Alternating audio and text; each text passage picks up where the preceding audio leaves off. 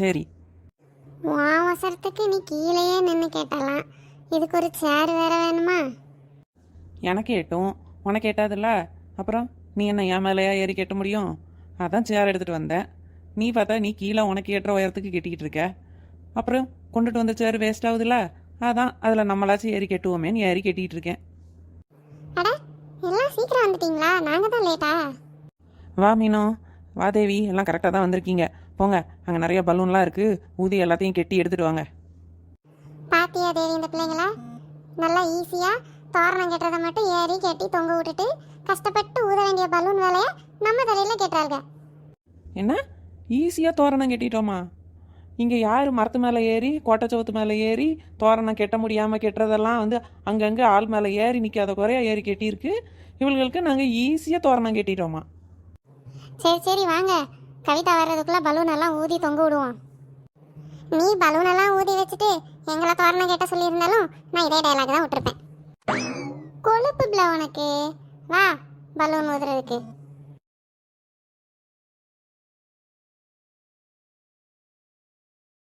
இதை எங்கே வைக்கலாம்? நீ நிற்கிற சைடு வச்சாதான் பத்து கரெக்டாக இருக்கும். அப்போ திரும்ப இங்கே கொண்டுட்டு வா. இப்போ கரெக்டாக இருக்குது தேவி, அப்படியே விட்டுருங்க. தேவி, வீட்டுக்கு போகும்போது ஆளுக்கு ஒரு பலூன் எடுத்துகிட்டு போவோம், சரியா? அதை கொண்டுட்டு போய் நம்ம என்ன செய்ய? அதானே, வீட்டில் இருக்கிற குப்பை காணாதுன்னு இந்த பலூனை கொண்டு போய் இன்னும் குப்பையாக்குறதுக்கா? என்ன பத்து இப்படி சொல்கிற? பலூனை போய் குப்பைன்னு சொல்கிற? பலூன் வச்சு விளாண்டா எவ்வளோ நல்லா இருக்கும் தெரியுமா? பலூன் வச்சு விளையாட நம்மளாம் என்ன சின்ன பிள்ளைங்களா? சின்ன பிள்ளைங்க தான் பலூன் வச்சு விளையாடணுமா என்ன?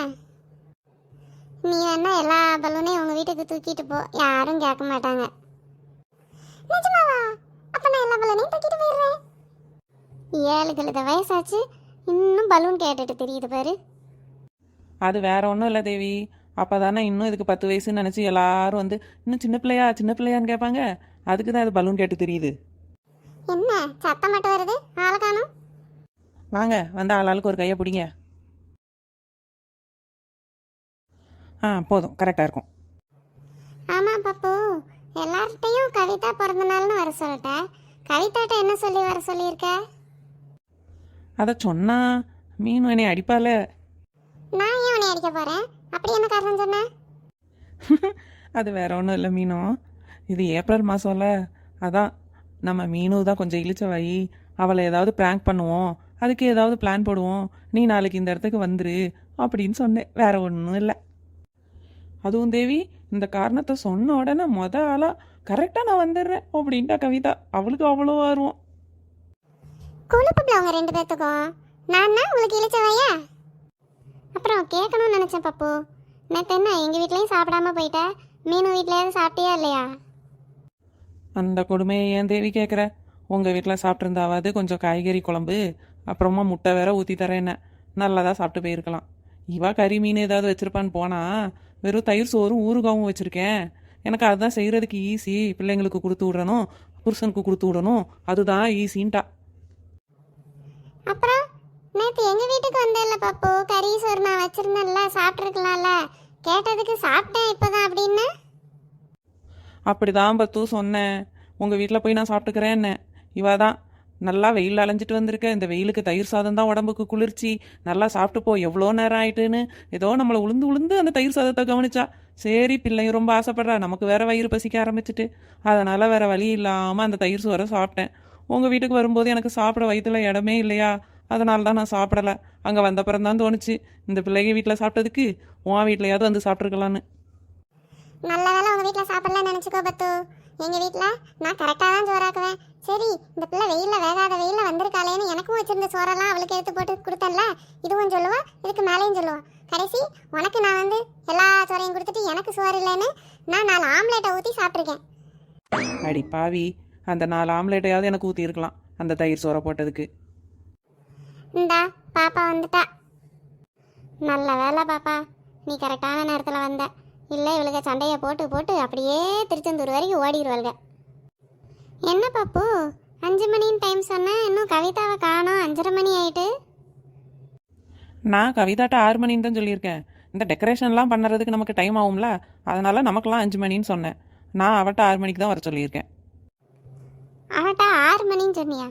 அப்போனா நானும் என்கிட்டையும் அதே மாதிரி சொல்லியிருந்தா நானும் 6 மணிக்கு வந்திருப்பேன்ல. இப்போ பாரு, வந்து நம்ம வெயிட் பண்ணிகிட்டே இருக்க வேண்டியிருக்குல்ல. நல்லா இருக்கே கதை. 5 மணின்னு சொன்னதுக்கே நீ 5:30 மணிக்கு தான் வந்திருக்க. இதில் நான் 6 மணின்னு சொல்லியிருந்தா நீ பாட்டுக்கு 7 மணிக்கு தான் வந்திருப்ப. உனக்கு பிறந்த நாளா அவளுக்கு பிறந்த நாளா? இப்போயே நீ என்ன 5:30 மணி ஆயிட்டு கேக்கெல்லாம் வெட்டியிருப்பாங்க, போய் தின்னோமா வந்தோமான்னு இருக்கலான்னு 5:30 மணிக்கு வந்திருக்க. இதில் உன்னை 6 மணிக்குன்னு சொல்லியிருந்தோம்னா அவ்வளோதான், நாங்கள் கேக்கு வெட்டி வீட்டுக்கு போக விட்டு தான் வந்திருப்ப. ஓவரா பேசாதானே. சும்மா வெயிட் பண்ணிகிட்டே இருக்கணுமே, டைம் ஆகுமேங்கிறதுக்காக தான் நான் சொன்னேன், வேற ஒன்றும் இல்லை. திங்கிறதுக்கெலாம் ஒன்றும் நான் வரல. ஆ, நம்பிட்டோம் எல்லாரும். இரு, இன்னொரு நாள் உன் குடுமி என் கையில் மாட்டாமையா போகுது. சரி போதும் பப்பு, பாப்பா நிறுத்துங்க. ஆமாம், பப்பு, பெரிய பப்பு, ஒட்டடை குச்சி மாதிரி வளர்ந்துருக்கா. இவளுக்கு பப்புவான் பப்பு. ஏன் நீ வளரவே இல்லைன்னு தான் உன்னைய பாப்பாங்கிறாங்களோ? போதும் பப்பு, இப்படி மாறி மாறி பேசாதீங்க, சண்டை தான் வரும். இன்னும் கவிதா வந்துட்டான்னா அப்புறம் அந்நேரம் சண்டை போட்டுட்டு இருந்தா நல்லா இருக்காது. ஏய் கவிதா வந்துட்டா, கவிதா வந்துட்டா. Happy birthday Kavitha. ஏய் என்னங்கடி இப்படி எல்லாம் இருக்குன்னு சொல்லவே இல்ல. என்னென்னமோ சொல்லி கூப்பிட்டா இங்க பார்த்தா எல்லாரும் வந்திருக்கீங்க. Thank you. ஆமாம் ஆமாம், இதெல்லாம் சொல்லிட்டா செய்வாங்க. சரி சரி, இங்கேயே எல்லாம் வெயிட் பண்ணுங்க. மீனு பத்து நீங்கள் கூட வாங்க. எப்பா டெக்கரேஷன்லாம் பலமா இருக்கே. நான் எதிர்பார்க்கவே இல்லை. எனக்கு எவ்வளவு சந்தோஷமா இருக்கு. ச்சே, எல்லாரும் எனக்கு எவ்வளவு பண்ணிருக்கீங்க. ரொம்ப ரொம்ப தேங்க்ஸ். நாங்கெல்லாம் வெறும் ஹெல்ப் தான் கவிதா. இதுக்கு முழு ஏற்பாடு பண்ணது எல்லாமே பப்பு தான். சரி சரி, எல்லாம் நகருங்க நகருங்க, ஓரமா நில்லுங்க ஓரமா நில்லுங்க. சர்ப்ரைஸ். ஏய் என்ன மீனா இது, 3 கேக்கு?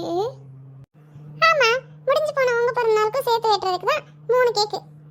ஏ பப்பு, என்ன அன்னைக்கு நான் அப்படி கேட்டனால 3 பேருக்கும் சேர்த்து கேக் ஆர்டர் பண்ணிட்டியா? அப்படியெல்லாம் ஒன்றும் இல்லை தேவி, நான் ஏற்கனவே 3 கேக் ஆர்டர் பண்ணிட்டு தான் இந்த பிளானே போட்டேன். நீ அன்னைக்கு கேட்டுட்ட, நான் சர்ப்ரைஸாக இருக்கட்டுமேன்னு சொல்லலை, அவ்வளோதான். இப்படி ஒரு சர்ப்ரைஸை நாங்க யாருமே எதிர்பார்க்கல. ரொம்ப நல்லா இருக்கு. சரி சரி, பேசிட்டே இருக்காம சீக்கிரம் வந்து கேக்க வெட்டுங்க. Happy birthday to you. Happy birthday to you.